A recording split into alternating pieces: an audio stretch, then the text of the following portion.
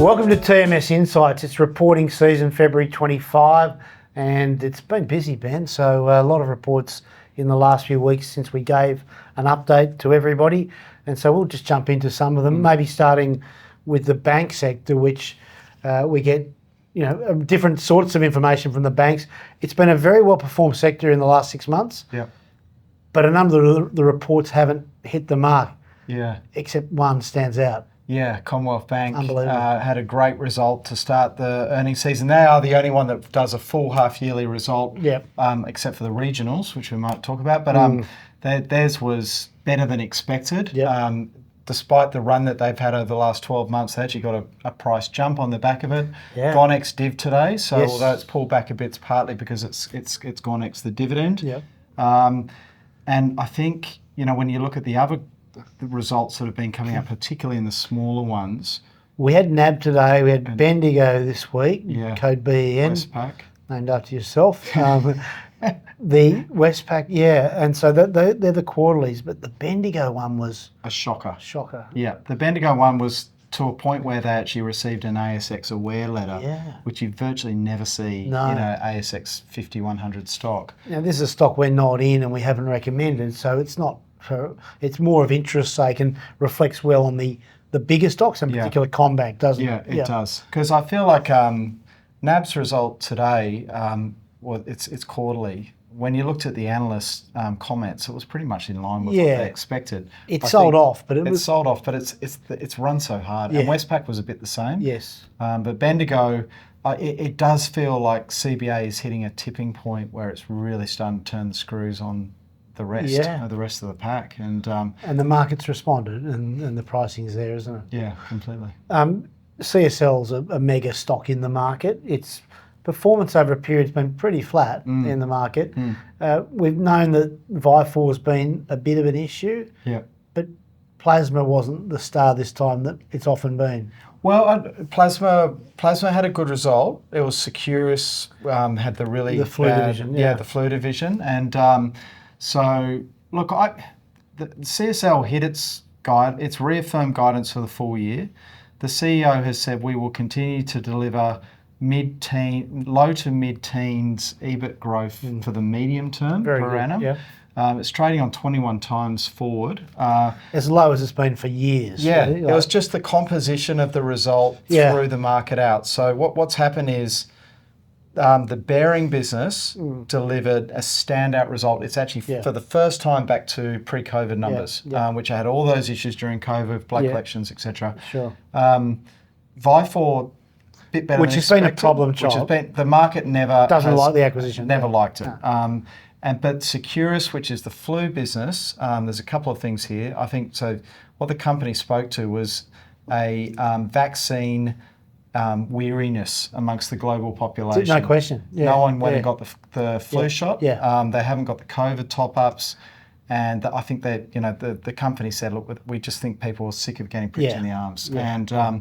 And it came at that key, the North American and the Northern European winter is when they make 80% of their revenue. Yeah. And they've missed it because no one wanted to have one. Yeah. So hopefully that bounces back next year. Yeah, and it is just knowing the composition, knowing the market pricing volatility happens after these results. Yeah. So it's softened. Cochlear also softened after its results. We often talk about that one, but I tend to think that was one where we saw value created by that sell-off. Yeah. Looking elsewhere, Goodman Group was big news today. Yeah. So a major acquisition, snapped up by institutions, a share purchase plan to follow, data centres growing in that area. Yeah, I mean, I remember, like, if you go back about 1.5 to 2 years, we singled this stock out as one that we really thought to buy because Greg Goodman got on a call and he, for the first time, spoke about data centres. Yeah. And I'm not saying that to big note us, but what I'm saying is how quickly this company has swiveled in this direction where... Quicker than any company of its size. It's incredible. Yeah. They'll have $10 billion in data centres under construction by the start of 2026. They're raising $4 billion to fund that today. Yeah. They closed that in 4 hours, apparently. Yeah. It was supposed to be 5 o'clock today. It was done by midday. It was incredible. So, these guys are the best operators. And I think, people talk about NextDC and some others out there.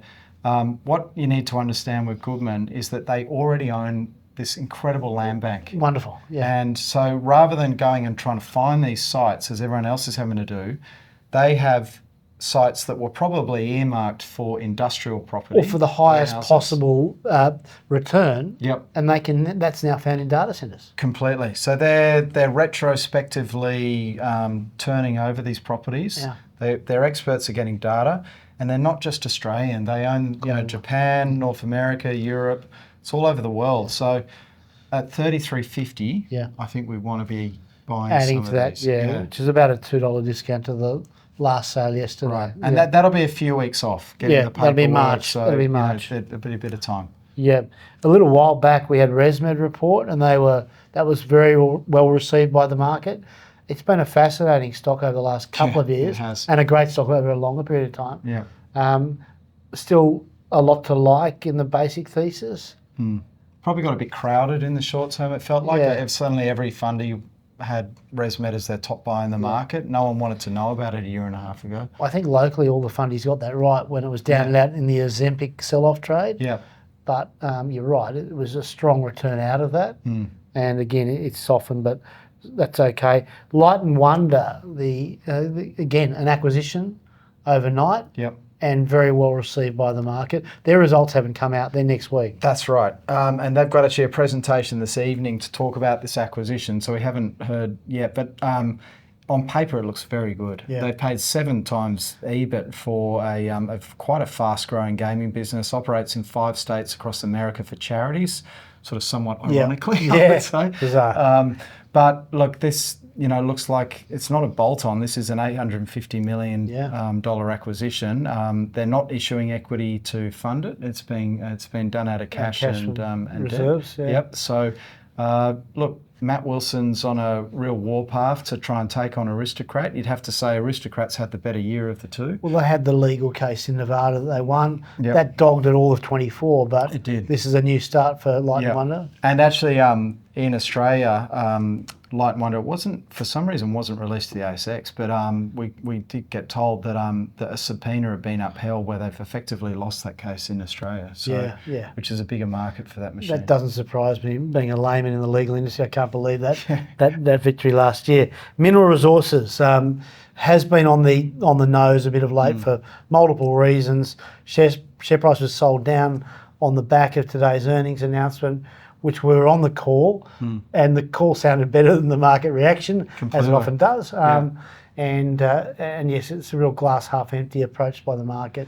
Yeah, I mean, it's a frustrating one because every analyst this morning has come out and said, great result, beat expectations. But what was also in the result today was the fact that this massive cyclone that smashed into the Pilbara a couple of weeks ago it was the biggest water event, I think, in 45 years in the Pilbara.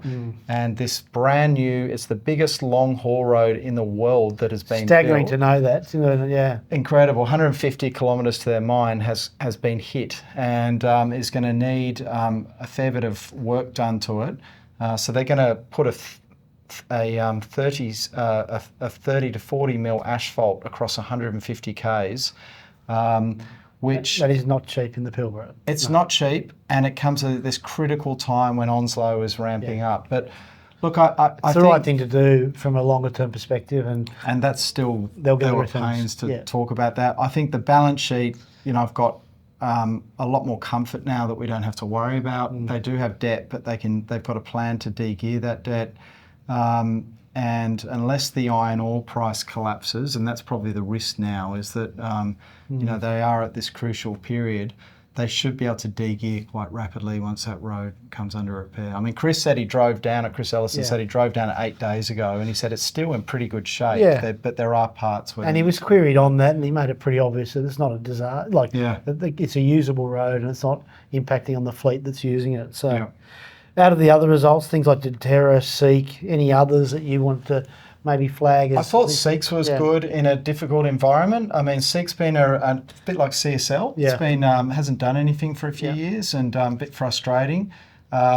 During that period, they've been doing this, what they call this unification process, where they've been putting all of their global platforms onto one platform. It's a huge IT project.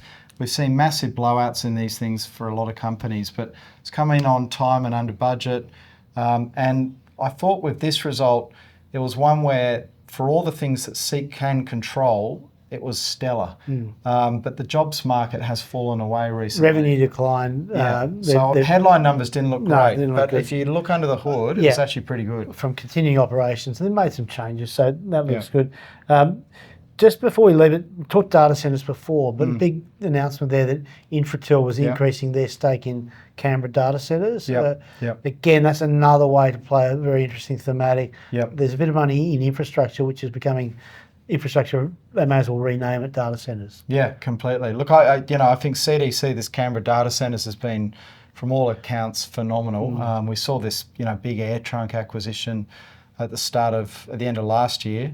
Macquarie Technologies is another one that you can play it. I think founder-led, really good business. Plus some other cloud computing and the rest of it. And does a lot of work for government, very sticky stable, revenue and sticky client base.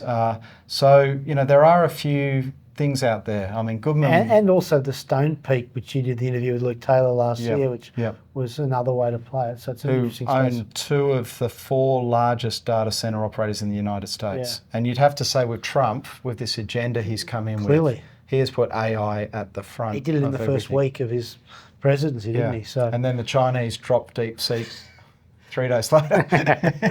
Isn't that the truth? All right, so we've got another couple of busy weeks ahead. We're going to bring another update at the end of this reporting season, but that's all for today.